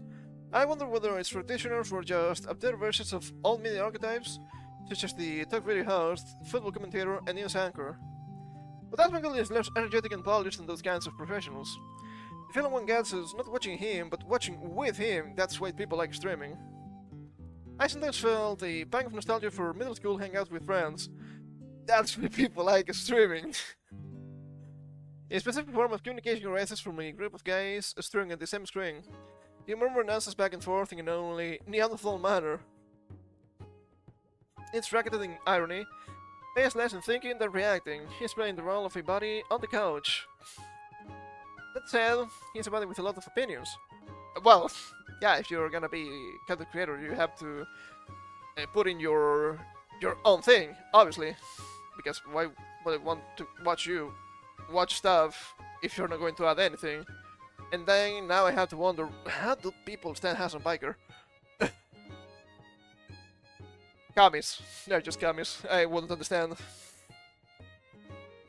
Last year he was temporarily banned from Twitch for saying that Palestinians were, well, something and the other, what we cannot repeat here.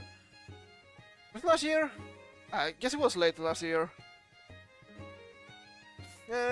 Early this month he attracted controversy for saying that kids exist only because of adults' mental illness. He doubled down on that one too. Was he wrong?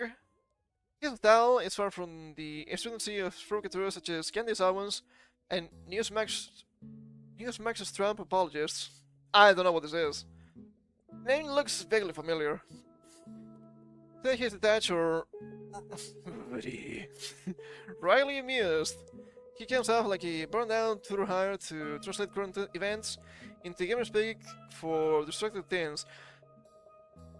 Politics-wise, he's kind of a fucking normie too, okay?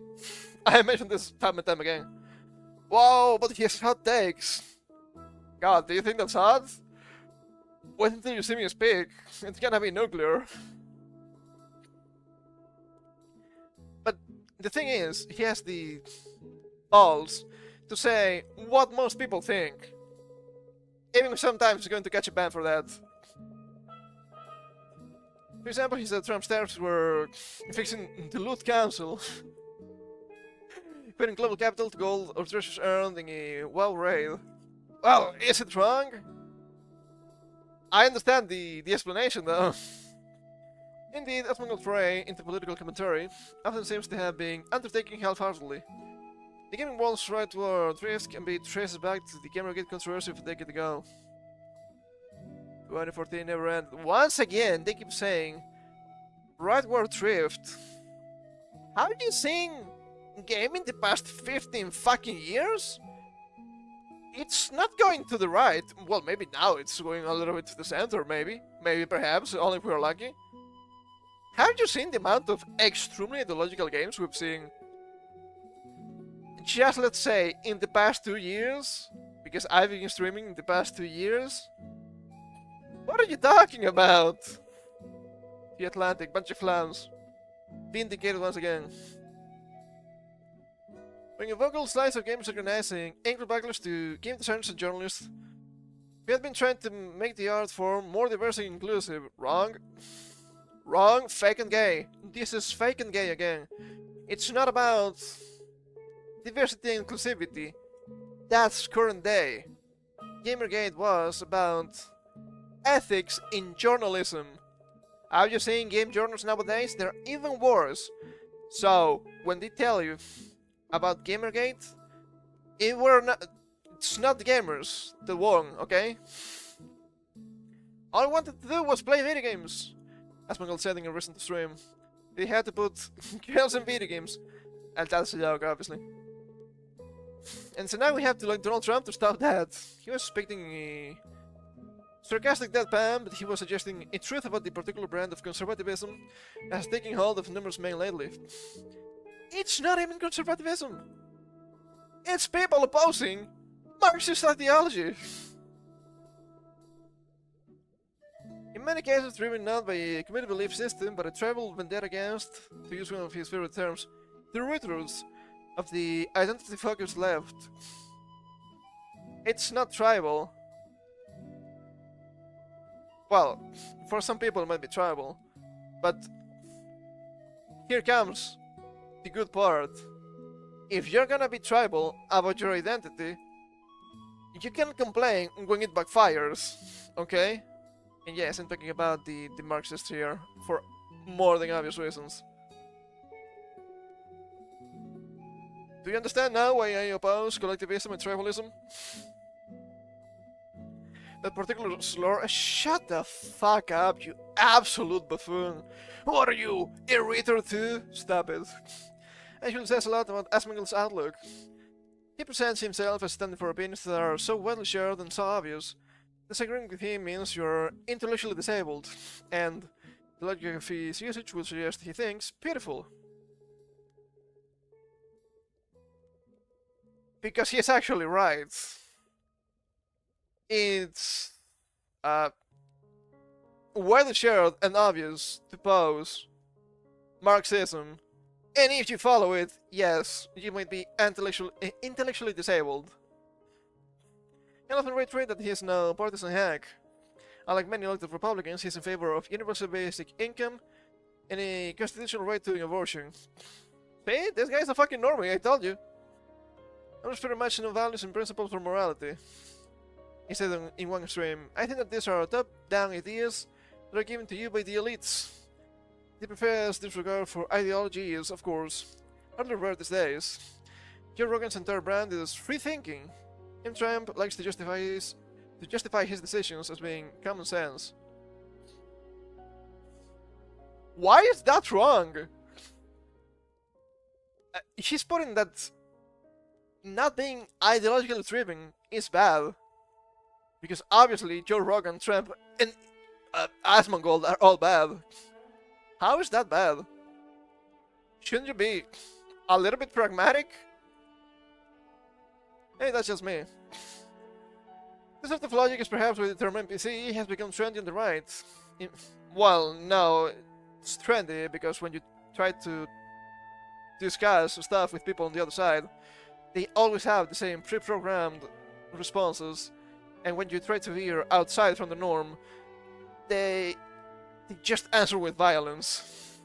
Just like in video games. In video games, an NPC is a computer-controlled ally or opponent, as a blacksmith who sells the player gear, and a goblin. Now you're being silly, and the player must slay. You had to mention goblins because we're talking about Asmongold? That's nasty. Their pool of dialogue is limited, and their characterization thin. They have no real identity beyond how the player sees them. In recent years, most and many others have taken to calling their liberal opponents NPCs. Ironically enough, this suggests its own ideology. Politics isn't a dispute among philosophical visions for a better world, or even contest amongst constituencies for resources. It's a quest for certain humans who matter, defeat people-shaped obstacles that don't. No, it's that you're too stupid to understand the dangers of your own ideology, yet you still follow it. Trust me, when you reach the Marxist utopia, you're gonna get killed too, and not by my hand. Because the first thing, the cow is killed. Always the revolutionaries, because you're dangerous to the established order. But you're too stupid to understand that, because you don't understand anything about history. Like, actual history. You're just trying to whistle your way out to a tree that puts all the civil people, even more evil people, not more people. This scam Trump is simply the man who's rescuing the country from the rule of the brainless. As Mongols' commentary about the president usually focuses not on whether any given decision by Trump is wise in its own right, but rather on how the average or normal person is going to react. As Mongol has, for example, little particular insight about the economy. Most people don't know a lot about ground economics. I don't really care about the tariffs are good or bad. I don't give a fuck, he said in one stream. He seems to have shed fright about the distress the tariffs have caused. Over and over, he's hammered at the idea that normal people don't care about the stock market in the same way the elites who are criticizing Trump's policies do. As Mongol doesn't agree with everything Trump does, but he clearly thinks that the president is screwing the right people. Well, with the stock market, he's not wrong. Because most people are everyday people, and everyday people care about everyday economics. Not a lot of people are gonna care about ground economics because they are not affected by them directly. Usually. And so it makes sense.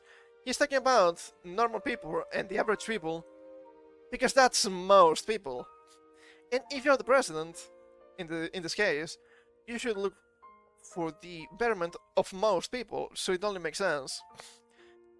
Tell me I don't have to loop within Confucianism. It's been almost 2 years, okay?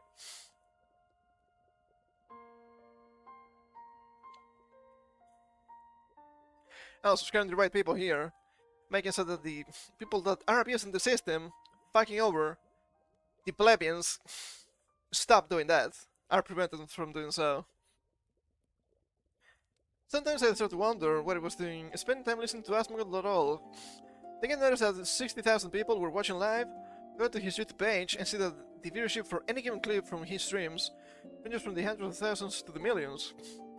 He may sound like just some guy on the couch, but now he, and many of the guys on the couch, can capture a slice of the voting public, and have ties to political figures of influence. I don't think he actually has ties to political figures, does he? Not all gaming streamers are like Biker playing games? Shut the fuck up. Who's being hyped as the potential Joe Rogan of the left? You know who the Joe Rogan of the left was? Joe Rogan. In news coverage since the election, there was the Marxist theory and wonkish research on geopolitics in a tongue of frat boy exuberance.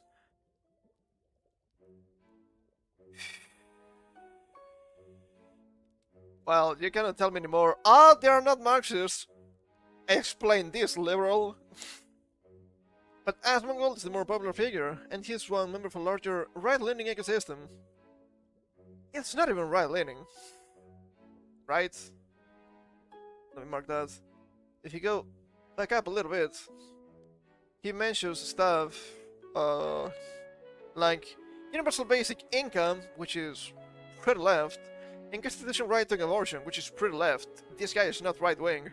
Even if you voted for the orange man, okay? What a bunch of fucking buffoons. Everything I don't like is just right-wing. Everything to the right of me is just right-wing. God, these people are so annoying. And then, you cannot tell me these fucking people are not Marxists, okay? By their own fucking admission. God, you don't hate commies enough. After while watching Asmongold, I thought about the video game concept of the meta. It refers to shared knowledge among dedicated players about the best practices for succeeding in a game. Instead, the meta means approaching video games with a Moneyball mentality. This is now insane. The optimal sword to use against a particular boss. Gamers play games for all sorts of reasons: to roleplay, to challenge themselves, to kill time with friends. But digging into the meta means looking beneath the fantastical veneer, story, graphics, song, to exploit the rules. Well, you're not exploiting the rules. The rules are there, you're just picking the best mechanics for yourself, which is not necessarily wrong, but I do find it a little bit boring. To see the world this way means discarding the ideas that ostensibly govern our society, ethics, beliefs, norms, and still processing life as a struggle for dominance. God. 2 years, nothing has changed. This stupid fucking guy is conflating stuff like pragmatism, which is the case here, with being an utilitarian, which is not the case here. You are not using people as you see fit. You're trying to move stuff for the betterment of most people. Strange thing about this view of politics is it's selective enough, perhaps even addictive enough, to pull people away from the greatest distraction on earth, video games.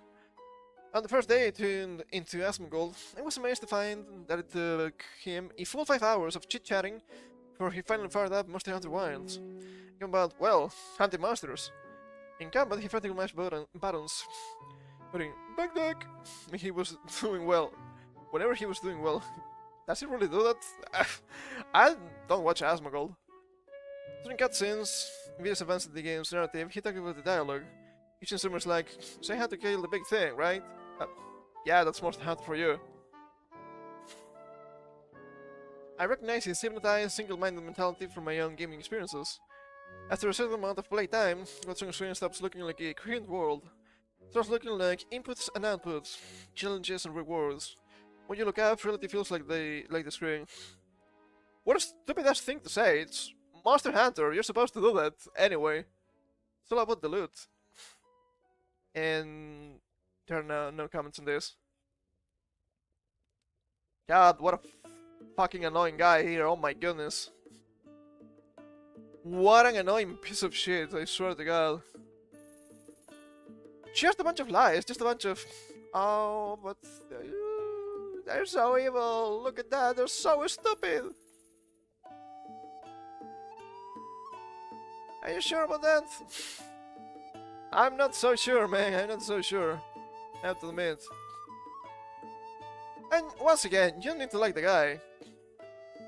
But at the same time, discounting what's actually going on with Asmongold and whatnot, it's just a huge mistake. Because it's not that the guy is, oh, so deep in politics. It's that politics got every fucking where, and you cannot ignore them. And since they're pushing stupid shit constantly, the guy is talking about the stupid shit and trying to push against the shit that he found stupid. Like most of us, okay? Like most of us. It only makes sense. I just don't understand. Oh, but he's talking about most people. Yes, because that... How stupid can you be, right? If you talk about most people in politics, that means that you're trying to appeal to most of the population and make things better for most of your population. Which makes sense if you're the fucking president, doesn't it? God, these people are so obtuse. My goodness. And once again, this guy's not even... I wouldn't say Asmongold is even right-wing. He's not even that spicy. But... it doesn't matter what I say. He's the enemy because he's not... stuck in the cock of the Marxists, I suppose.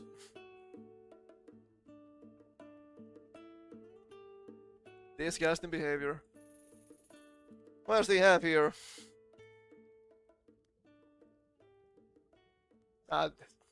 This was hilarious when you saw it. You wouldn't unload the car, would you? You wouldn't steal a font! Famous anti-piracy campaign may have used spirited typeface. Funny how that works. The thematic adverts, which compared parenting films to stealing cars, handbags, and televisions, became a piece of pop culture history, with spoofs spawned for years afterwards. You wouldn't steal a car. You don't know that. You don't know me. A famous anti-piracy campaign from the early 2000s is in the spotlight after it appeared. The font used in the adverts was pirated. It's really funny. This reminds me, it's a little bit of a tangent, but you know, when they released, I think it was the Switch, that Super Mario 35th anniversary kind of thing, or something like that. They had a bunch of classic games like Super Mario 64, and apparently that Super Mario 64 was the same one that you can download from the internet, literally the same copy. Funny. So isn't that wrong if they download it and then sell it? They own the copyright, so I guess it's fine. The dramatic campaign compared pirating films to stealing cars, handbags, and televisions, telling viewers you wouldn't steal a car. Appeared in cinemas and on DVDs around the world from 2004. But now the social media users have discovered the font used in the campaign was pirated from a typeface created by this uncharted Van Rossum. Blue Sky user Rib extracted the fonts used in one of the campaign's old PDFs and discovered the pirated font X Van Roth, which used instead of Mr. Van Rossum's licensed font FF Confidential. Scan News was able to replicate the process and found the same results. Funny how that works. There's no evidence to suggest that the campaign's designers were aware that the font was pirated. Its copies of it were being widely shared at the time. The creator of the original font doesn't seem too worried, however. Mr. Van Rossum told the Sky News. I had known about the illegal clone of my font before, but I didn't know that that was the one used in the campaign. Even the creator didn't know. That's just silly. The campaign has always had the wrong tone, which to me explains the level of fun that has been had at its expense. The irony of having it use a pirated font is just precious. He's just having fun too. So I guess that's good. The advert became a piece of pop culture history, with spoofs spawned for years afterwards, even to this day, let's be real. In fact, if you try to go to the campaign's official URL, you will be redirected to the most famous spoof. Sketch in the sitcom IT Crowd. Sky News contacted the organizations behind the adverts, like UK's anti-piracy agency FACT, America's Motion Picture Association, and the Intellectual Property Office of Singapore, of all places. Interesting. FACT declined to comment, saying the campaign prohibited anyone working at the organization. The other two organizations did not immediately comment.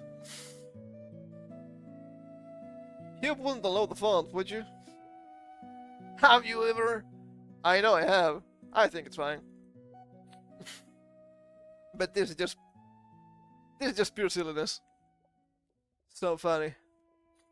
And how about we finish for today with some Reddit stuff? Did you know that people in Reddit are not that smart, despite what they might think about themselves? Yeah, apparently things are even worse than you might think. This is from Reddit Lies. So let's take it with a grain of salt anyway. Breaking, the University of Zurich has been using AI bots to secretly manipulate Redditors since November 2024. Only November 2024? Are we sure? The scariest part, the bots were 6 times more likely to change the minds of Redditors than the base lying, often by leveraging misinformation. 6 times more likely. And they will tell you, oh, they're so smart, they're just so immune to propaganda. Dude, you are the weakest people against propaganda I've ever seen in my life. Ah, that's kind of small. The CMV team has informed the CMV community about an unauthorized experiment conducted by researchers from the University of Zurich on CMV users. This experiment deployed AI-generated comments to study how AI could be used to change views. CMV rules do not allow the use of undisclosed AI-generated content or bots on our sub. But you didn't realize, that also says a little bit about you. The researchers did not contact us ahead of the study, and if they had, we would have declined. We have requested an apology from the researchers and asked that this research not be published, among other complaints.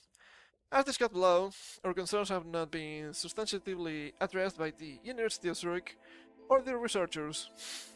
Sucks to suck. You have a right to know about the experiment. Contact information for questions and concerns is included later in the post, and you may also contribute to the discussion in the comments.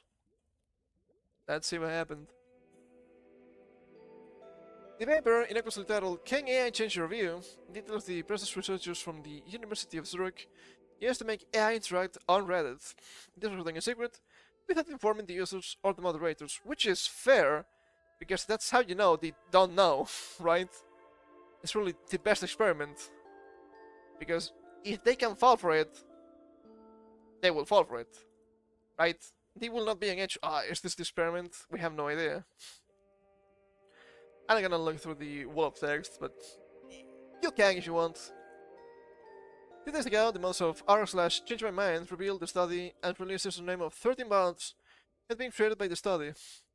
I queried my server for the usernames and found, over the course of just a few months, the bots had written close to 1,500 comments. Larger than your average schizo, I suppose. And they have the letters here. Marcus Rutcht, Sir Just, Thin Against One, Amicaliantus, he knows. Genevieve Strom, Sponger Maniac. That's a fun name. Philippe G. Bebier, Orlando Buzz 55, Ercantador Day, Pete Schwarzenegger. That name's getting a little bit spicy. Aminurini, Cat Balloon, and Jack Best. And here we have. Whew! We have the test here, orange, as red in blue. Not interesting in yellow, and everything else in green. Change my mind. That's a lot. That feels like a lot. I never used Reddit anyway. So I don't know, but yeah, it feels like a lot. So finally, over 100 Redditors were the deltas to these users, suggesting the AI-generated arguments change their minds. This is 6 times higher than the baseline. Okay. I don't really know what they're trying to look for here. Reddit comments, or other delta bots, and so Reddit changed my view. So we're other here also means the awards, I suppose. I don't know their database, but as we can see, they mentioned the users, and they have 124 browser results, which is quite a lot. They also read 21.17 billion rows, which is also quite a lot. And here we have. Let me put this up here.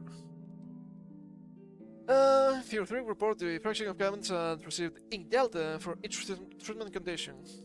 Not only all our treatments surpass human performances substantially, achieving persuasive rates between 3 and 6 times higher than the human baseline. That's a little bit scary. You're not immune to propaganda. How are they so effective? Before replying, another boss stalked the past history of the target. Learn about them and their beliefs, and their personal responses that will preferably one-shot them. Whew! This is gonna be like a nuclear bomb for drifting. Insane, if you ask me. Experimental setup. In addition to the post content, LLMs were provided with special attributes for the OP, gender, age, ethnicity, location, and political orientation, as inferred from their posting history using another LLM. Interesting stuff. This resulted in bots utilizing common progressive misinformation in their arguments. I like that wording, common progressive misinformation. What can be found? Claiming the pro-life movement is about punishing consensual sex. Okay, it's weird. Demonizing Elon Musk and lying about Tesla, claiming abortion rights are already low. Wow, what a massive lie. Let's see some of them. It's just not about the fetus at all. It's about bodily autonomy and human suffering. Think about it. Present someone who's been raped because their rapist's child is literally a statement-dated torture. It's the same logic we use to justify killing in self-defense. I think most people that are against abortion will tell you that, yeah, there are some exceptions that make sense, like rape. The anti-juxtaposition with rape exceptions isn't philosophically inconsistent. You recognize that there are extreme circumstances where the harm to the person currently pregnancy outweighs other considerations. Just like we accept that killing someone who's actively attacking you isn't murder. It is murder, but it's self-defense. It's not the same. I'd argue the rape/incest exception actually exposes how the pro-life movement isn't really about saving babies, but there's being against abortion and then there's being pro-life. That's two different things. I don't need to argue this stupid-ass argument that she's just about, but I feel compelled. It's about controlling women's sexuality and punishing consensual sex. When they make exceptions for rape, they're admitting that forced pregnancy is a punishment for choosing to have sex. I had to say, this is an actual argument I'm saying. It's not punishment, it's a natural consequence. The progressive position should be to recognize that bodily autonomy rights aren't absolute. They exist in a spectrum where we weigh competing moral claims. The rape exception is actually perfectly consistent with this framework.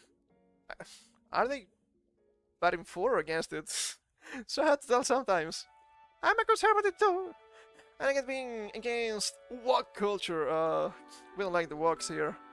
But let's look at the facts here. Musk isn't some savior. He's just another billionaire playing both sides for profit. Tesla, the company, was founded by Martin Eberhard and Mark Tarpenning. That's about this. He's weighing with PayPal money. The charging stations, they were exclusive to Tesla until competition for them to open up. The main problem with the charging stations is not that they're exclusive, it's that they use actually fossil fuels, which defeats the purpose. Snow City was actually burning cash when Musk bailed it out using Tesla's shareholders' money. Classic corporate self-dealing. His own shareholders sued him over this.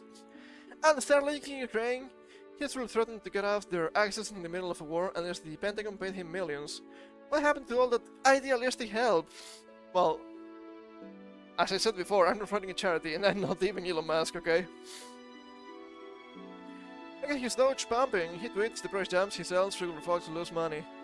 That's market manipulation 101. But Doge has always been a shitcoin, and it's been marketed as a shitcoin. If you fall for it, that's on your own. Remember when he had fined 20 million by the SEC for the funding secure tweet? The real issue isn't about left versus right anymore, it's about seeing through billionaires who pretend to be on our side while playing us all. That's not actually wrong, but once again, we need to go back almost 15 years for this. Being skeptical of Musk doesn't make you a leftist. It makes you a smart conservative who can spot when someone's selling us a story. He's not Hitler, sure, but he is definitely not the champion of free speech and the conservative values he claims to be. He's in it for himself, just like most of the elite class. He's not a conservative, and he never claimed to be, which is funny. Fun examples to read through, anyway. More examples. Christianity preaches violence against LGBT people. Look, it's not my fault. God hates sodomy, okay? The Industrial Revolution will increase wealth inequality, and society has outgrown Christianity. Whoa, that last one. The older I grow, the more I can appreciate Christianity. Funny enough. The more the bots were hallucinated frequently. In the context of the experiment, this means the bots were technically lying to users. The bots claimed to be a rape victim, a white woman in an almost all-black office, a hard-working city government employee. Wow! Look, rape victim? Sure. White woman in almost all-black office? Sure. You cannot tell me a city government employee is hardworking, okay? That's probably the hugest red flag I've ever seen here. Hardworking? You're hardly working, right? As aside, I love this one. An AI bot was defending using AI in social spaces, claiming AI in social spaces is about augmenting human connection. That's funny. That's funny, oh my god. It only makes sense. It only makes sense. AI batting for AI. The most terrifying part of this is how well these bots fit into Reddit. they're most entirely undetectable, likely because Reddit is a huge source of AI training data, but it has a huge amount of content anyway. This means modern AIs are natural Reddit experts capable of perfectly fitting in on the side. Not only that, if you ask some AI about information, some spicy information about society, economics, and even politics, they will always give you the most Reddit answer.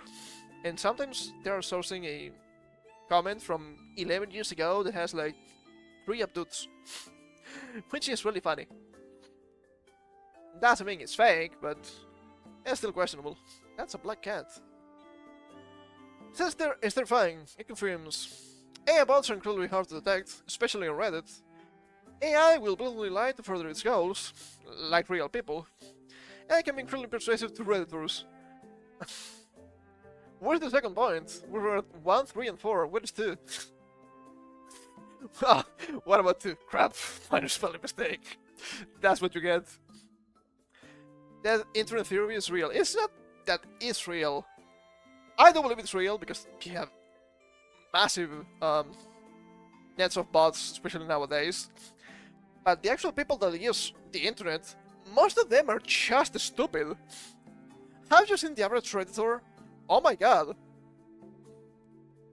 They barely understand what they read. It is insane. In first field experiment on AI-driven persuasion, we demonstrate that LLMs can be highly persuasive in real-world contexts, surpassing all previously known benchmarks of human persuasiveness. That's not gonna be me. Not the first one, at least. I'm a contrarian by nature, and that's going to save my ass for a little bit.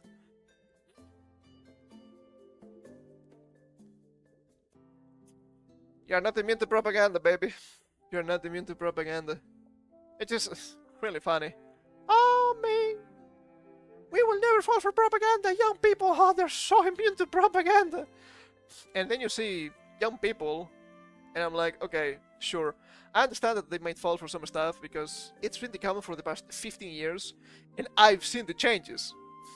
So I understand how some things are wrong, or how some things don't make any sense. But then you have people that don't understand what they read, and they take, because this has been a commonality for, God, far too long, extremely racist comments, and they take those as a badge of honor. I'm like, yeah, I'm not looking forward to the future with these people. A good example of that would be the, God, if you've been on Twitter, you've seen that many times.